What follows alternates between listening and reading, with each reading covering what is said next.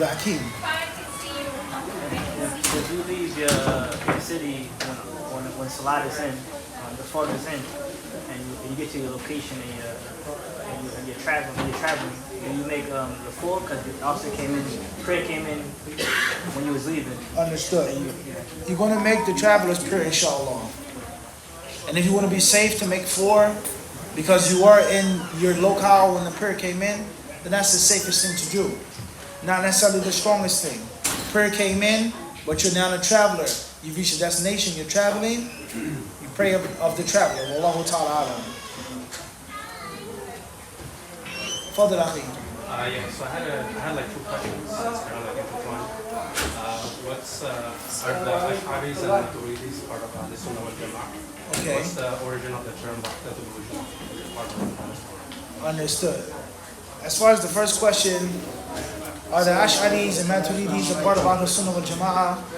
And what's the origin of the term Wahdatul Wujud? Well, everything is relative in life. So when we talk about Sunni, Ahlul Sunnah, Shia, then that's one way of splitting and separating. This is orthodox, this is unorthodox. Sunnis, Shiites. And they're different groups, they're different roads and routes within those under the umbrella of Sunnah or Ahlul Sunnah wal Jama'ah.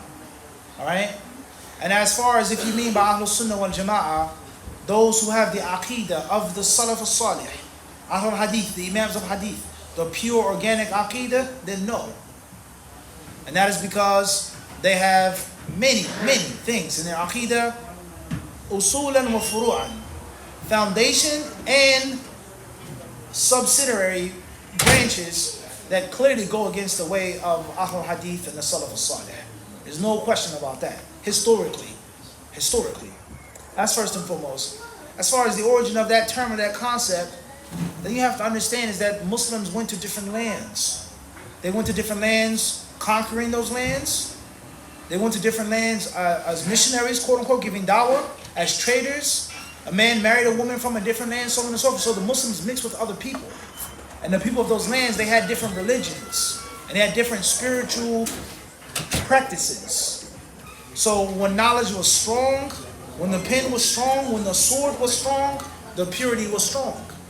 And when it was a little weaker, then those other ideologies and deeds crept in. And those philosophies crept in. So the concept of the Creator being intertwined with His created beings is old, like reincarnation and many other things. And unfortunately, some of those people who used to be on those religions, they came to Islam without learning properly. Or some of them came to Islam to destroy Islam as a heretic.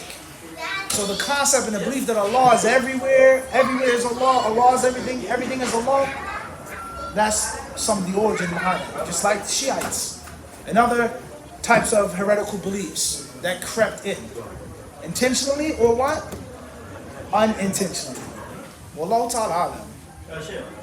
This belief in Wahdatul Wujud, according to some of the people who follow that aqidah, do they think that also Allah is in animals and all the living creatures that Allah subhanahu wa ta'ala has created?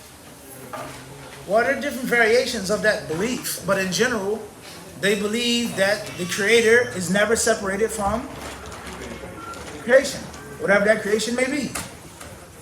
No matter how small, big, pure, impure, clean, dirty, al-muhim, it's creation. What the other would that? So that Wahdatul Wujud understanding is very dangerous. Extremely. Kufr Akbar. Kufr Akbar. And it shows the importance of learning that which is correct. And once again, the importance of a unique, separate Islamic identity. Away from culture and this background, the further you are from the grandfathers and ancestors, the better your deen and aqidah will be. The closer you cling to, oh, my culture, my people, those things, they what? They slip in, as we can see today, right here in this masjid. They creep in and they seep in and you don't even realize it. So the Islamic identity has to be strong and has to be defined. This is my aqidah, nothing else. Wallahu ta'ala alam. TP, Brooklyn, New York. A Muslim lives in the same household as a non-Muslim family member, and that non-Muslim eats impermissible meat. Eats what? Impermissible meat. Is it permissible to share cooking utensils? Share the cooking utensils, inshallah ta'ala. Wash them. Bi'idhnillahi ta'ala. That's what you have to do. You make sure that you wash it. There's nothing wrong with that, inshallah, being washed. Wallahu alam. KH, London, UK. Is closing your eyes during salat dislike? Does the Prophet warn us against closing eyes in sujood? It's lawful to close your eyes in salat if it's going to help you with better khushu'.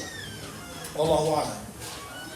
CL, London, UK. Does a layman need to follow a madhab, or do they follow a madhab once they have attained knowledge to know which is the best for them?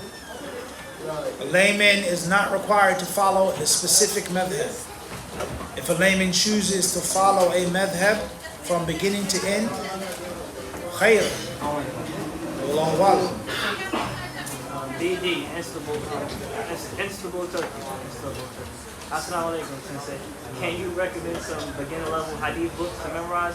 And can you recommend beneficial worldly books we can read casually? Tayyib. As far as beneficial books to memorize in hadith for beginners, then I would humbly recommend the 40 Hadith series. Seeking Knowledge, Volume 1, Seeking Knowledge, Volume 2, Fasting in Ramadan, Volume 1 and 2. As far as if you want the traditional mutun, then Umdatul Ahkam is excellent. Of course, 40 Hadith, staple, right?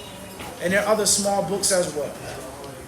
As far as he says some secular books that a person can read casually, that depends on what you're into. The dictionary, the thesaurus, the atlas. If you're trying or you're looking to read a novel, fiction or non-fiction. Okay, you want to just read casually or you want to read with the intention of solidifying your Islamic studies. It depends. Allahu Alam. That's a London UK. Instead, is it permissible for a woman to use her smartphone Quran app to memorize Quran during menses? Would generally recitation be okay as well? Yes, she can use her smart app on her menstruation. R.E. Richmond, Virginia. Is Fajr time on Salat timetable accurate to follow? Fajr on a timetable? Yeah. Be very careful of picking and choosing. Many people, they follow the timetable, but they go against it when it's convenient. Don't do that. Either stick to it, or you go out and look for it yourself. Wallahu a'lam. And if you just look at the timetables, if you look at the apps, if you look at the stuff, and just look at the sky, regardless of the specific digits and minutes, you get a general idea. When Maghrib comes in, you can clearly see. Time for Fajr, you can clearly see. 10 minutes, 15 minutes after it comes in on the app, you can see the sky changing. So it is generally accurate. And that obviously is a problem with regards to calculation. And the arguments that people make, they say use calculation for prayer times, but not for fasting. What's more important, Ramadan or Salah? The Prophet said, look for the sun in the sky or use calculation. Of course, but people, what? They use calculation. And the hadith about fasting, the Prophet said, look for the moon, but the people say, no, you can't. Use calculation. So it is, you understand? The Prophet never said use a calendar. Wallahu a'lam. Let alone a satellite. Wallahu a'lam. R.M. Brooklyn, New York. How does one go about doing tashahhud when she joins a imam for prayer? Would it be okay to do three of them? Say the question one more time, please. How does one go about doing tashahhud when she joins the imam for prayer? Will it be okay to do three of them? When you join the prayer, the imam is in the tashahhud. If it's only your first rak'ah, you don't make tashahhud, but you do sit down with the imam. And don't keep silent. Rather, while you're sitting there, you make tasbih to yourself. Subhanallah, subhanallah, as he's making his tashahhud. You're not going to make more than 2 tashahhuds in a 3 or 4 rak'at prayer. But if the imam is in the position, you sit there. Walaikum salam. You have to sit there with the imam, but you're not going to move your finger, nor are you going to say tahiyyat, etc. Wallahu a'lam. Hey,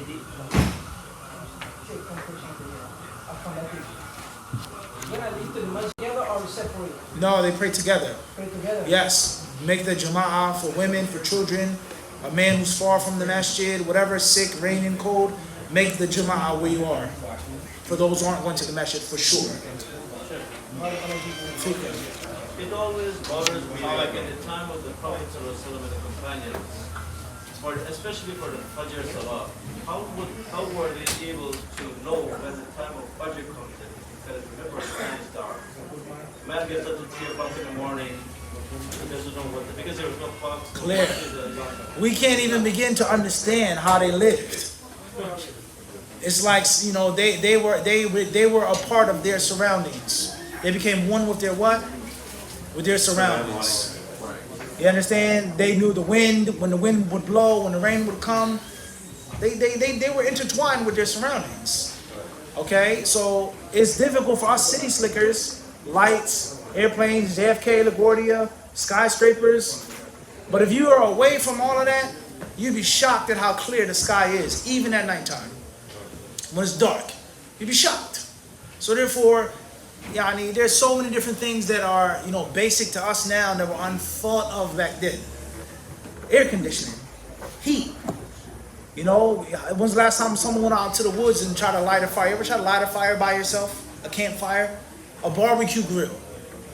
Some brothers may be really good at it, but in general, it's very difficult.